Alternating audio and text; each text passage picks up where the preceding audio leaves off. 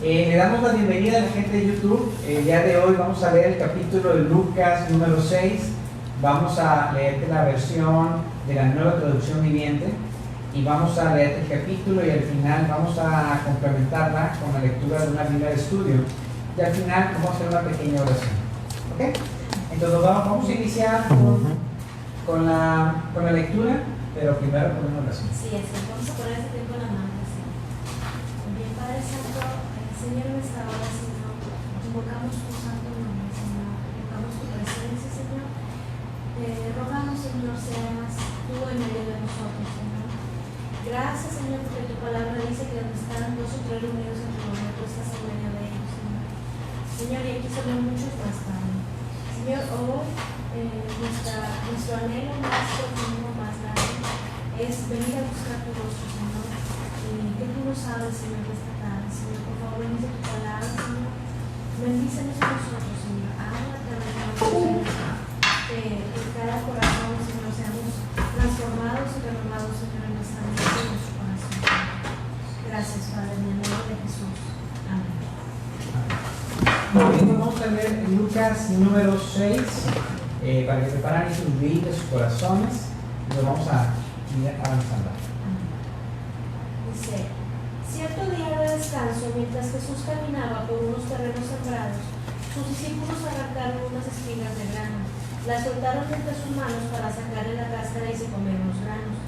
Algunos fariseos dijeron: ¿por qué viola la ley al cosechar granos en el día de descanso? Jesús respondió: ¿acaso no han oído las Escrituras lo que hizo David cuando él y sus compañeros tuvieron hambre? Entró en la casa de Dios y violó la ley al comer los panes sagrados que solo los sacerdotes pueden comer, y también les dio una porción a sus compañeros. Entonces Jesús agregó: el Hijo del Hombre es Señor incluso del día sábado. Otro día de descanso, un hombre que tenía la mano derecha deforme estaba en la sinagoga mientras Jesús enseñaba. Los maestros de la ley religiosa y los fariseos vigilaban a Jesús de cerca. Si sanaba la mano del hombre, tenían pensado acusarlo por trabajar en el día de descanso. Pero Jesús sabía lo que pensaban y le dijo al hombre con la mano deforme: ven y ponte de pie frente a todos. Así que el hombre pasó delante. Entonces Jesús les dijo a sus acusadores: tengo una pregunta para ustedes. ¿Permite la ley hacer buenas acciones en el día de descanso? ¿O es un día para hacer el mal? ¿Es un día para salvar la vida o para destruirla? Miró uno por uno a los que lo rodeaban y luego le dijo al hombre: extiende la mano. Entonces el hombre la extendió y la mano quedó restaurada. Al ver esto, los enemigos de Jesús se llenaron de rabia y comenzaron a discutir para decidir qué harían con él. Cierto día, poco tiempo después, Jesús subió a un monte a orar y oró a Dios toda la noche.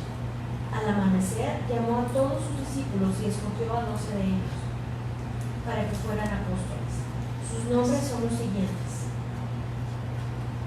Simón, a quien llamó Pedro; Andrés, hermano de Pedro; Santiago; Juan; Felipe; Bartolomé; Mateo; Tomás; Santiago, hijo de Alfeo; Simón, a quien llamaban el Celote; Judas, hijo de Santiago; y Judas Iscariote, quien después lo traicionó. Cuando descendieron del monte, los discípulos se quedaron con Jesús en un amplio lugar llano, rodeados de muchos seguidores y de las multitudes. Había gente de toda Judea y Jerusalén, y de lugares tan al norte como las costas de Tiro y Sidón. Habían llegado para oírlo y para ser sanados de sus enfermedades, y los que eran atormentados por espíritus malignos fueron sanados. Todos trataban de tocarlo, porque de él salía poder sanador, y los sanó a todos. Entonces Jesús se volvió a sus discípulos y les dijo: Dios los bendice a ustedes que son pobres, porque el reino de Dios les pertenece. Dios los bendice a ustedes porque ahora tienen hambre, porque serán saciados. Dios los bendice a ustedes que ahora lloran, porque a su debido tiempo reirán.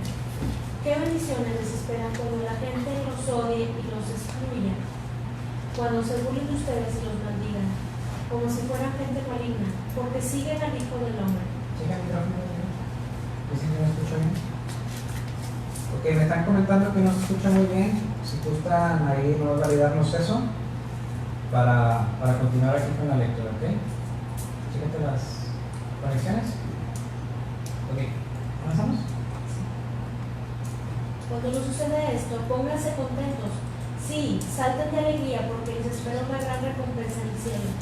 Y recuerden que los antepasados de ellos trataron a los antiguos profetas de la misma manera. ¿Qué aflicciones espera a ustedes los que son ricos? Porque su única felicidad es aquí y ahora. ¿Qué aflicciones espera a ustedes los que ahora están gordos y prósperos? Porque tienen un horrible tiempo de hambre por delante. ¿Qué aflicciones espera a ustedes los que ahora ríen? Porque su risa se convertirá en luto y dolor. ¿Qué aflicciones espera a ustedes los que son elogiados por las multitudes? Porque sus antepasados también elogiaron a falsos profetas. A los que están dispuestos a escuchar les digo, amen a sus enemigos, hagan bien a quienes los odian, bendigan a quienes los maldicen, oren por aquellos que los lastiman. Si alguien te da una bofetada en una mejilla, ofrécele también la otra mejilla. Si alguien te exige el abrigo, ofrécele también la camisa. Dale a cualquiera que te pida, y cuando te quiten las cosas no trates de recuperarlas. Traten a los demás como les gustaría que ellos los trataran a ustedes. Si solo aman a quienes los aman a ustedes, ¿qué mérito tienen? Hasta los pecadores aman a quienes los aman a ellos. Y si solo hacen bien a los que son buenos con ustedes, ¿qué mérito tienen? Hasta los pecadores hacen eso. Y si prestan dinero solamente a quienes pueden devolverlo, ¿qué mérito tienen? Hasta los pecadores prestan a otros pecadores a cambio de un reembolso completo. Amen a sus enemigos, háganles bien, presten sin esperar nada a cambio. Entonces su recompensa del cielo será grande, y se estarán comportando verdaderamente como hijos del Altísimo, pues Él es bondadoso con los que son desagradecidos y perversos. Deben ser compasivos, así como su Padre es compasivo. No juzguen a los demás y no serán juzgados. No condenen a otros para que no se vuelvan en su contra. Perdonen a otros, ustedes serán perdonados. Den y recibirán. Lo que den a otros les será devuelto por completo, apretado, sacudido, para que haya lugar para más, desbordante y derramado sobre el regazo. La cantidad que den determinará la cantidad que recibirán a cambio. Luego Jesús les dio la siguiente ilustración. ¿Puede un ciego guiar a otro ciego? ¿No caerán los dos en una zanja? Los alumnos no son superiores a su maestro, pero el alumno que complete su entrenamiento se volverá como su maestro. ¿Y por qué te preocupas por la astilla en el ojo de tu amigo cuando tú tienes un tronco en el tuyo? ¿Cómo puedes decir, amigo, déjame ayudarte a sacar la astilla de tu ojo? Cuando tú no puedes ver más allá del tronco que está en tu propio ojo. Hipócrita.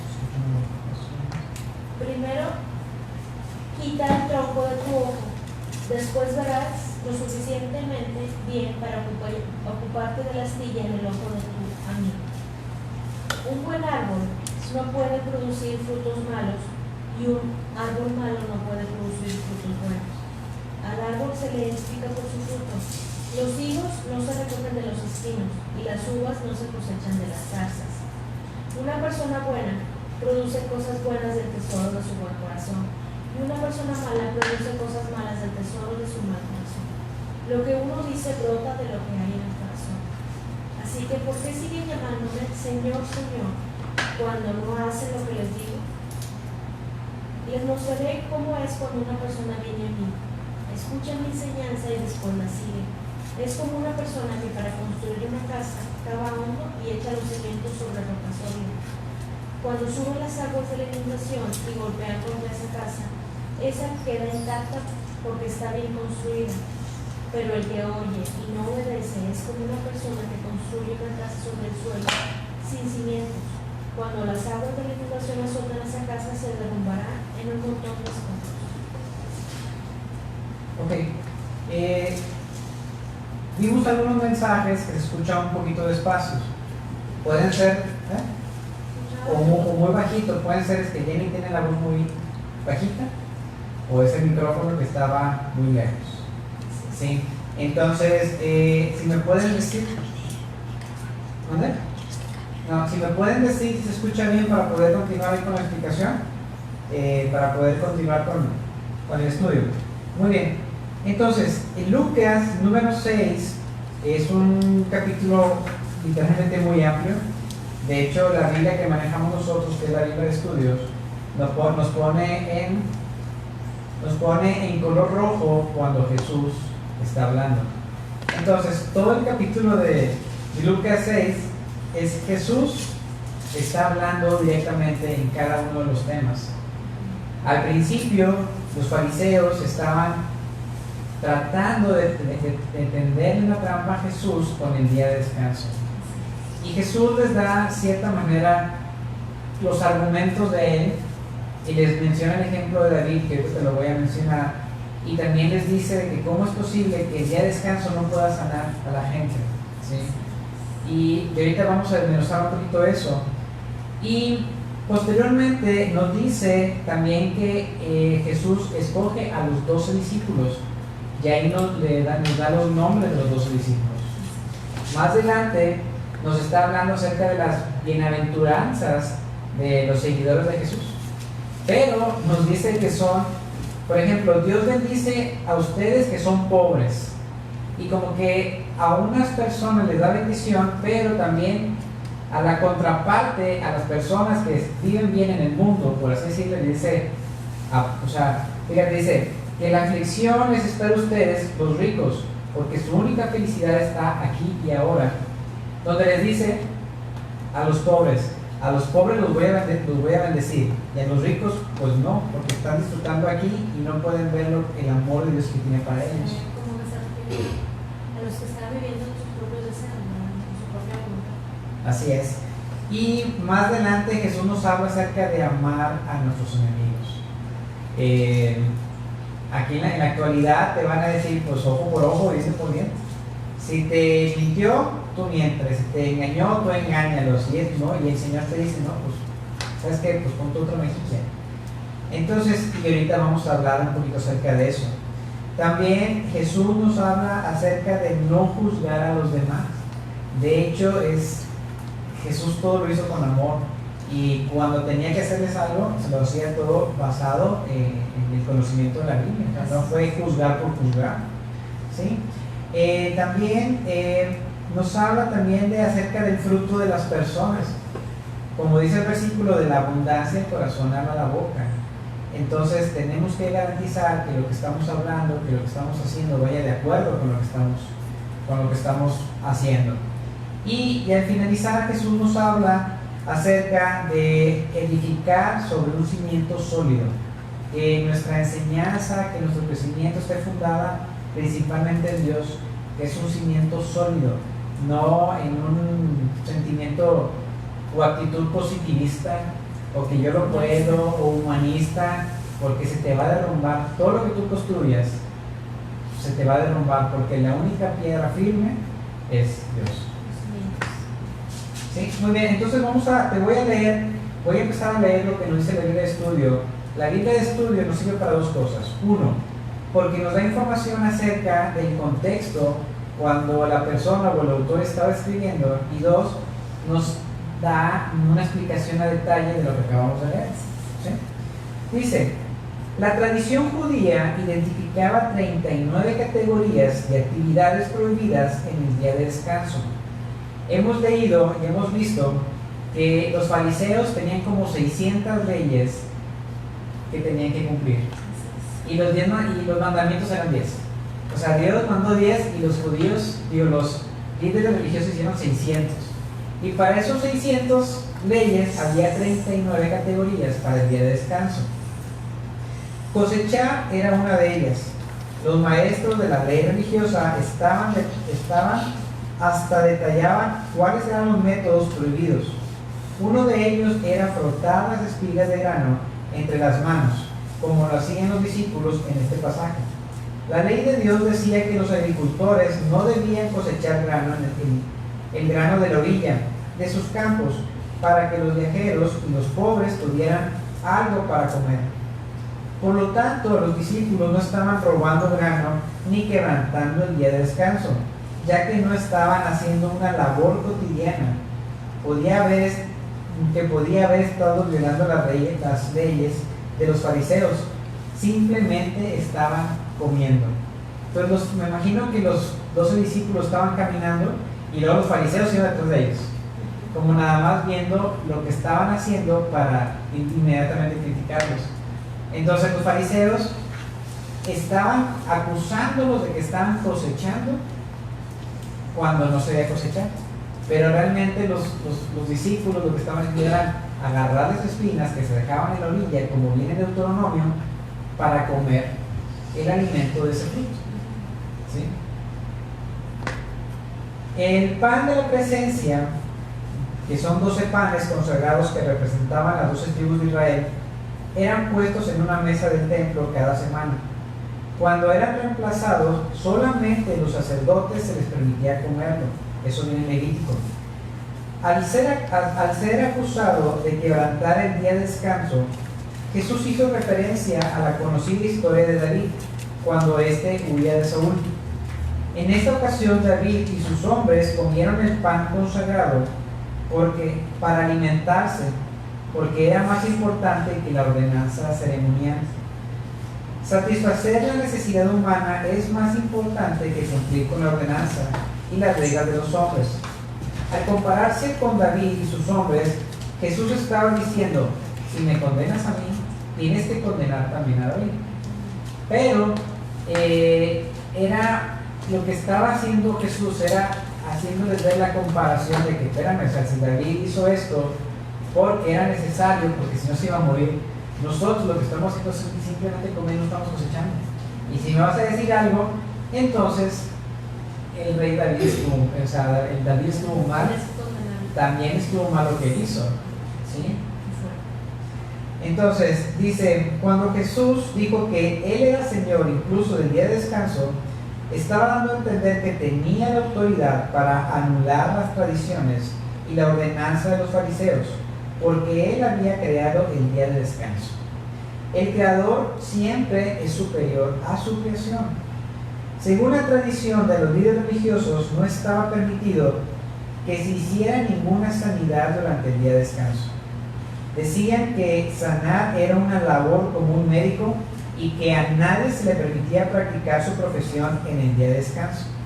A los líderes religiosos les importaba más mantener sus leyes que liberar a una persona del sufrimiento.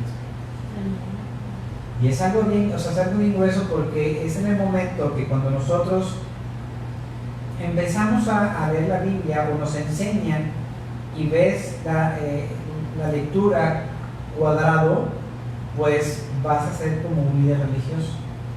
Y muchas veces quieres que también, quieres meter a Dios a tu cuadradito, ¿no? Sí. Es que Dios lo hace así, y Dios lo hace así, pues no, o sea, Dios es soberano y Dios puede hacer lo que quiera. No podemos cuadrar a Dios. De hecho, los milagros de Jesús eran totalmente diferentes. O sea, no había un patrón de que, va a hacer eso, lo va a sanar. No. Jesús fue muy original, muy creativo en lo que estaba haciendo. Entonces, imagínate que tu hijo se está muriendo, pero el día de descanso, el sábado, no lo puedes atender. ¿Sí? Entonces, el Señor estaba marcando la pauta, diciendo, ¿sabes qué? Es necesario practicar o hacer el bien el día de descanso. Es necesario. A lo mejor en algunas partes se toman muy riguroso el día de descanso, pero pues bueno, es la manera de ser. A mí una vez me dijeron, ¿tú por qué no guardas el día de descanso? Digo, porque para el día de descanso es para buscar a Dios, y yo lo busco lunes, martes, miércoles, jueves, sábado, domingo. O sea, yo lo busco toda la semana, no nada más un solo día. Pero y hay muchas personas que dicen, no guardo ese día y ya no hago nada entre semana. Pues no, a Dios tenemos que buscarlo todos los días. ¿Sí? Dice, a los líderes religiosos les importaba más mantener sus leyes que liberar a una persona de su sufrimiento. Se preocupaban por los aspectos negativos, como las reglas no deben de ser quebrantadas o qué actividades no debían realizarse. Por contrario, Jesús se enfocaba en los resultados positivos, hacer el bien y ayudar a quienes estaban pasando necesidad. ¿Qué es más característico en usted? ¿Lo positivo o lo negativo? ¿Se preocupa más por lo que la gente no debe de hacer o por avanzar en el reino de Dios? Y de hecho, algo bien digo, que me pasó a mí antes que íbamos a la iglesia. Ay, mira, trae el pelo largo. Ay, mira, se pintó de más. Ay, mira cómo viene vestido. Y esas son cosas negativas que uno a lo mejor hace, o más gente hace, pero tú enfócate a conocer más de Dios, olvídate de la gente, porque la gente al tener un encuentro con Dios es cuando empieza a cambiar. Y nosotros debemos de estar ahí dispuestos para enseñarle, para decirle, mira, pues en la Biblia puedes encontrar esto, pero no juzgar. Por eso Lucas más adelante menciona lo que Jesús dijo, o sea, no juzgues, mejor ayuda, facilita y orienta a las personas. ¿Sí? Los fariseos pensaban que su sistema religioso era el único que enseñaba la manera correcta de hacer las cosas y no podían aceptar que Jesús, para que no se sometieran a él. ¿Cuántas veces hemos escuchado en la actualidad, es que mi religión es la que te salva? Es que si es, ahorita ni una religión te va a salvar, nada te va a salvar, lo único que te va a salvar es Dios, es tener una relación con Dios. De hecho, hay una parte en la Biblia que leímos en Mateo, donde las personas le decían a Jesús, Jesús, Jesús, en tu nombre sanamos enfermos, Jesús, Jesús, en tu nombre echamos demonios, Jesús, Jesús, yo creo en ti. Y Jesús voltea y le dice, ¿ustedes quiénes son? Apártense de mí, hacedores de maldad. Nunca los conocí. Y tú puedes decir, es que yo voy a la iglesia, ay, es que yo me porto bien, yo hago buenas acciones. Y al final de cuentas el Señor Jesús te va a decir, yo no te conocí. ¿Por qué? Porque el Señor no está buscando personas que cumplan requisitos. El Señor está buscando personas que tengan una relación con Él. Teniendo una relación con Él, el Señor te va a marcar la pauta, el Señor te va a enseñar cómo buscarlo, y eso es lo mejor que podemos hacer. El Señor te va a decir, esto está bien, esto está mal, deja de hacer esto o haz esto, pero es el Señor que está hablando contigo. Es como un amigo. Entonces yo le digo a mi esposo, oye, mira, si haces esto te va a ir mejor. Ok, pues lo hago. Entonces imagínate a Dios diciéndote cómo vivir tu vida, cómo hacer las cosas, pues oye, es que es mucho mejor. Ya tenemos el caminito, el cómo sí. Entonces acuérdate que no tenemos, que Jesús es el camino, la verdad y la vida, y nadie viene al Padre si no es por Él. Entonces nosotros tenemos que asegurarnos de tener una relación con Jesús. Al tener una relación con Jesús y conocer lo que Jesús enseñó, es el camino directo para Dios. ¿Sí? Olvídate de intermediarios, olvídate que no. Quita cualquier intermediario. La Biblia nos dice, Jesús es el único camino, la verdad y la vida, y es el único intermediario entre Dios y los hombres. ¿Sí? Pero los fariseos decían, no, es que mis chicharrones truenan y nada más lo que yo te digo es la verdad. Y teniendo a Jesús enfrente no podían ver en lo que estaban equivocados. ¿Sí? Dice, los enemigos de Jesús estaban furiosos. Jesús no solo había leído sus mentes, sino que también había hecho caso omiso a sus leyes y expuso el odio de sus corazones, irónicamente su celo por la ley. Y desafortunadamente cuando nosotros estamos enojados y cuando nosotros tenemos queremos literalmente hasta pensamos lo malo en la otra persona, la Biblia lo asemeja como si fuera un asesinato. Entonces, indirectamente los fariseos o los líderes religiosos estaban matando a Jesús en pensamiento.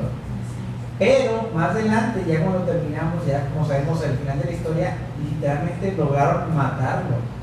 Pero no fue ellos, sino fue el propósito de Dios en la vida de Jesús para morir por nuestros pecados. Pero si por los fariseos hubiera sido, ¿desde cuándo lo hubieran matado? Duraron un buen tiempo planeando cómo hacerle daño. Los escritores de los evangelios destacan que antes de cada evento importante en la vida de Jesús, Él dedicaba tiempo a apartarse y orar. En esta ocasión se estaba preparando para escoger a los 12 discípulos. Cuando vaya a tomar decisiones importantes, asegúrese de orar y pedirle dirección a Dios. Es bien importante que, como ya lo vimos en la lectura de los diferentes capítulos que hemos leído, Jesús estaba chambeando en las cosas de Dios y aparte tenía un tiempo para hablar con Él. Sí, en repetidas ocasiones en los evangelios podemos encontrar y Jesús se apartaba al desierto para orar. Y hay otros pasajes que mencionan, y muchas veces se apartaba para orar. O sea, como lo hemos compartido en otras ocasiones, o sea, si Jesús, siendo el Hijo de Dios, necesitaba esa comunión íntima con el Padre, cuanto más nosotros, ¿verdad? Que a veces tenemos el poco el tiempo que podemos pasar buscándolo. Sí. O hacemos otro tipo de cosas, o actividades, sí, se nos va el tiempo, pero ese es un tiempo que no podemos dejar pasar. Fíjate que yo en septiembre, si Dios quiere, ya cumplo 3 años de estar compartiendo en redes sociales. Y eso ha sido un tiempo en el que he aprendido mucho, en el que he tenido la oportunidad de compartir a mucha gente. Pero al principio yo cometía ese error. Yo decía, pues estoy compartiéndole a la gente, y mi devocional hubo un tiempo que yo lo descuidé. Y yo sustituía lo que estaba haciendo con el devocional que yo debía de tener. Más sin embargo, este tiempo que estamos haciendo, cuando yo comparto una persona o cuando hacemos algo que el Señor pone en nuestro corazón, es independientemente del devocional o el encuentro que debemos tener a solas con Dios. Entonces, Jesús, su chamba era sanar enfermos, expulsar demonios, compartir el evangelio, dar las instrucciones que estamos leyendo ahorita nosotros, y aparte se apartaba con Dios para como que ponerse en comunicación y decirle, ok, vamos a hacer esto. Nosotros tenemos que hacer lo mismo. O sea, es que quiero comprar una casa, es que quiero comprar un carro, es que quiero trabajar aquí, es que quiero, ok, primero pregúntale a Dios, oye, ¿tú quieres que yo esté ahí? ¿Tú quieres que haga esto? ¿Tú quieres que yo haga lo otro? Y es ahí cuando literalmente es la voluntad de Dios. Mi voluntad era ser gerente, director de un hospital, de una empresa muy importante, y mi camino estuvo ahí durante 9 años, pero el Señor me sacó de ahí y me puso aquí. ¿Sí? La voluntad de Dios es la voluntad de Dios, y no hay nadie que pueda resistirse ante la voluntad de Dios. Y es que Él siempre va, Él nos creó, Él sabe que es lo mejor para nosotros. Es como nosotros como padres con nuestros hijos. Tal vez para un niño, no sé, ¿qué te puedo decir?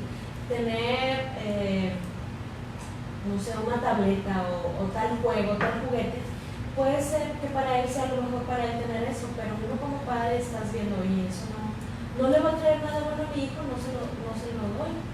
Entonces, Dios muchas veces nos quita o nos da cosas que nos pueden afectar o nos pueden beneficiar, y a veces no lo entendemos, y ahí es cuando tenemos que tener fe y confianza en que Él siempre hace lo mejor para nosotros, y que si nos quita algo es por algo, porque nos va a traer algo mejor, ¿verdad? Siempre buscando que seamos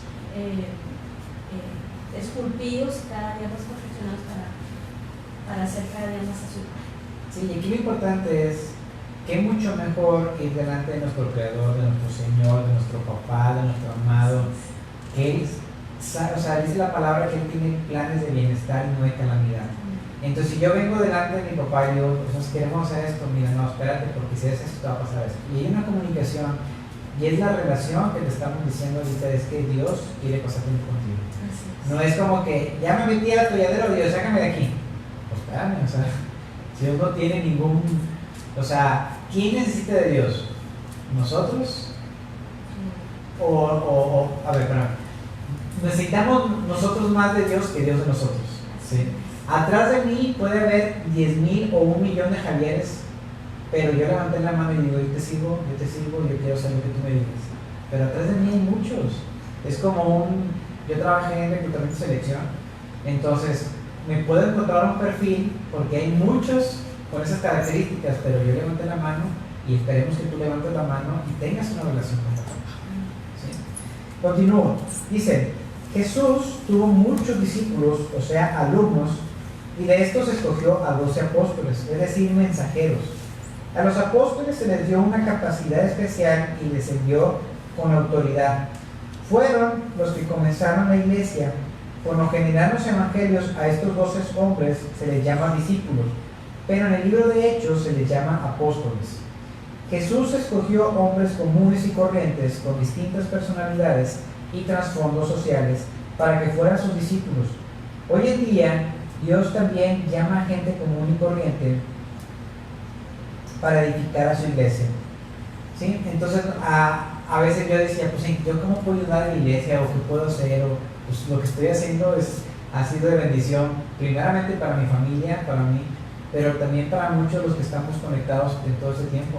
No sabemos qué vamos a hacer, pero el Señor nos escoge para hacer ciertas tareas y nosotros tenemos que estar listos para poder realizarlas. Los discípulos no siempre son mencionados utilizando el mismo nombre. Simón a veces es llamado Pedro o Cefas. Mateo también es llamado como Leví. Es porque Bartolomé sea la misma persona que Natanael. Judas y Santiago era también llamado Tadeo. Cuando corrió la voz por el poder sanador de Jesús, multitudes se acercaban a él solo para tocarlo. Para muchos era como un mago o un símbolo de buena fortuna.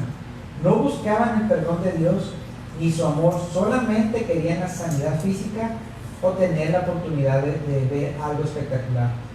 En la actualidad hay personas que consideran a Dios como un mago cósmico y que la oración es una manera de lograr que realice sus trucos.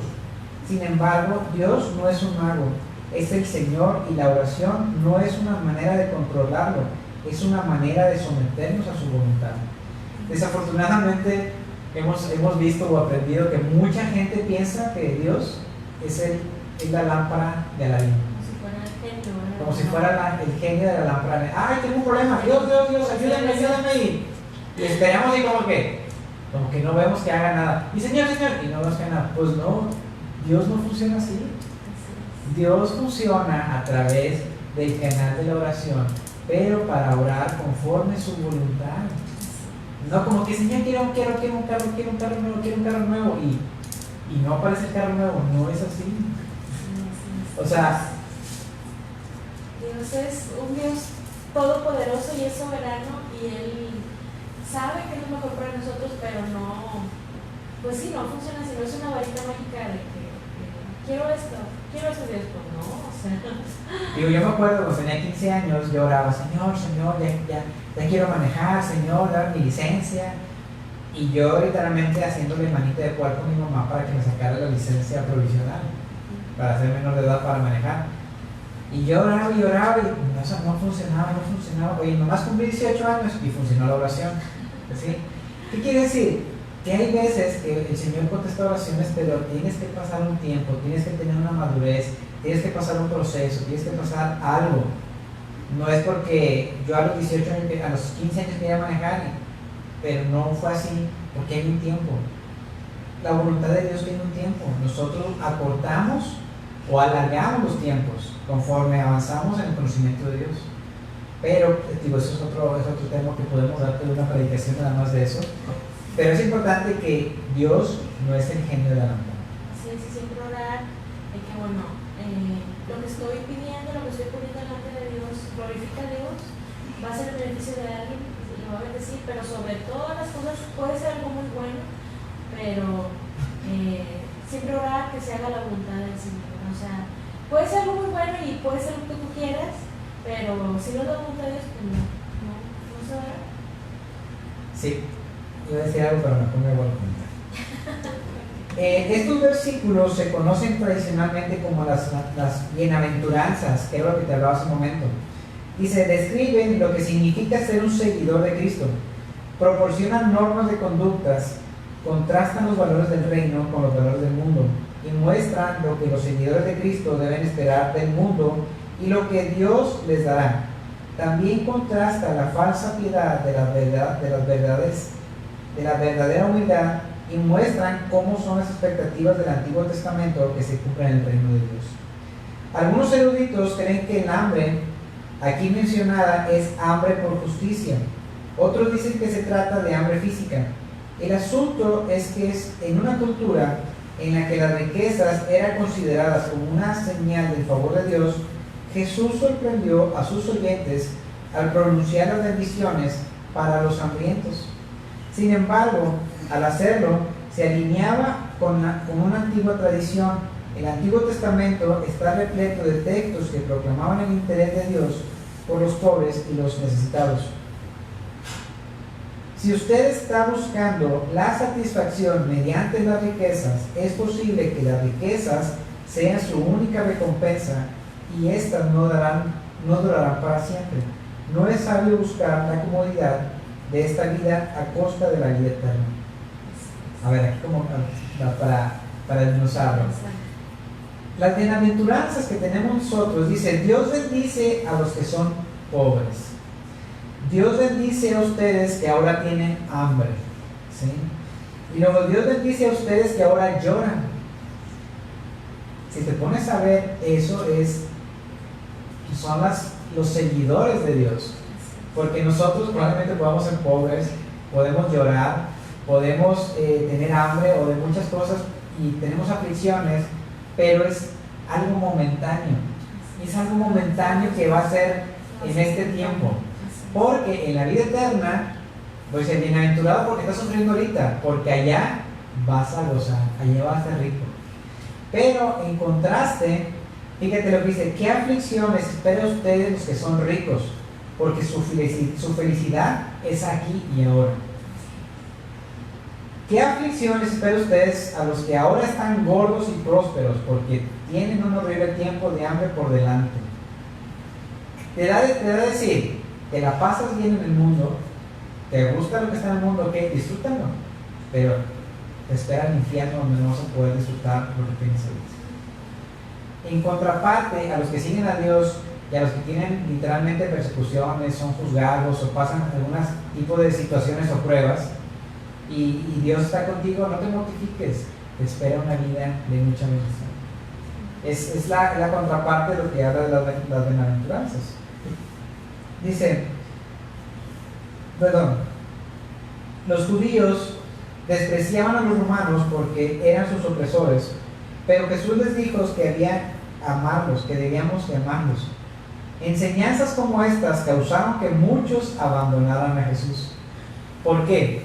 Porque muchos esperaban que Jesús fuera el derrocador o el rey que matara a todos los soldados, que matara toda la oposición para que el pueblo de Israel pudiera gobernar. Sin embargo, hemos aprendido que el gobierno de Dios o el gobierno de Jesús no era un gobierno de guerra, sino era un gobierno espiritual. Cuando Jesús les dice, amen a los romanos, era como que, pues estás loco, pues mira, me cobran impuestos, me quitan mis cosas, no puedo ir al templo y después mencioné un chorro de cosas, pues ¿cómo voy a amar a alguien que me está haciendo la vida de códigos? Entonces mucha gente pues dejó, no está loco, pues está mal lo que me está diciendo. Sin embargo, pues esa es la enseñanza del Señor. Amar a nuestros enemigos significa hacer lo que es mejor para ellos. Podemos orar por ellos y pensar en maneras de ayudarlos.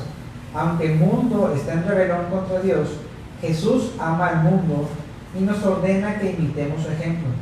Amar a nuestros enemigos concede a nuestros enemigos el mismo respeto y los mismos derechos que quienes lo consideran a usted. Un espíritu perturbador demuestra que una persona ha recibido el perdón de Dios. ¿Sí? Ahí te va. Un espíritu perdonador demuestra que una persona ha recibido el perdón de Dios. Cuando nosotros comprendemos el perdón de Dios, y como dice el Padre nuestro, Padre, perdona nuestras ofensas para que nosotros perdonamos, para que tú perdones mis pecados, entonces necesitamos perdonar para que Dios nos perdone. Asegúrate de seguir a los maestros y a los líderes correctos, porque no irá más lejos que ellos. Busque a líderes que enseñen más acerca de la fe y en cuya dirección puedas confiar. Jesús no está enseñando que debemos pasar por alto a las malas acciones de las personas, sino que debemos preocuparnos tanto por los pecados de los demás que no olvidemos de los nuestros pecados. A menudo justificamos nuestros pecados indicando que otros hacen lo mismo. O aquel peca más, pues yo peco menos. Pero a fin de cuentas el pecado de Dios es exactamente lo mismo. Si tú mientes, es exactamente lo mismo que si mataras a alguien. La perspectiva o el parámetro de Dios no es el mismo de nosotros. No podemos decir, es que yo soy mejor que Él, o Él es más pecador que yo. No, todos somos pecadores. Todos somos pecadores. ¿Sí? No debemos tener tanto miedo de que nos llamen hipócritas, que nuestra vida cristiana quede paralizada y terminemos ocultando nuestra fe y no crezcamos en ella. Una persona que se esfuerza por hacer lo correcto y que a menudo fracasa no es un hipócrita. Es una persona que está buscando agradar a Dios. Pecamos, me equivoco, pero me levanto y sigo peleando, ¿sí? Hipócrita es decir que amas a Dios y no haces lo que Dios te manda. Que fue, de hecho, hipócrita fue muchas veces le dijo hipócritas a los fariseos. Muchas veces les dijo hipócritas, pero porque sus acciones no demostraban lo que realmente ellos conocían o lo que realmente ellos estaban enseñando. Entonces, eso literalmente sí es algo hipócrita. Una persona hipócrita es aquella que aparenta ser religiosa solo para ganarse la atención, la aprobación o la admiración de los demás. ¿Por qué alguien construiría una casa sin cimientos? Quizás para ahorrar tiempo y evitar el trabajo duro de cavar en la roca. Quizás la ubicación, aunque sea apta para edificar, sea atractiva o indique una posición social más elevada, o tal vez se quiera estar con amigos que viven ahí. Quizás se desconecte de las fuertes tormentas que azotan la zona porque se hace caso omiso a los informes, o se piensa que nada malo puede suceder.